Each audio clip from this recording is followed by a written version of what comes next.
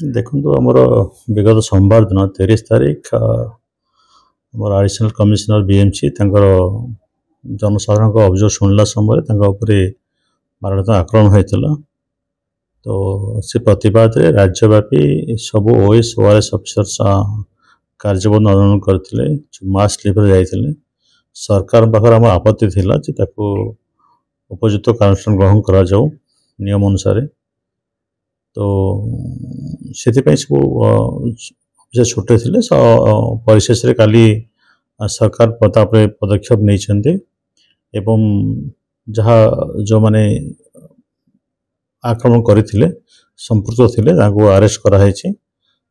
आज सब ऑफिसर कार्य योगदान कर सब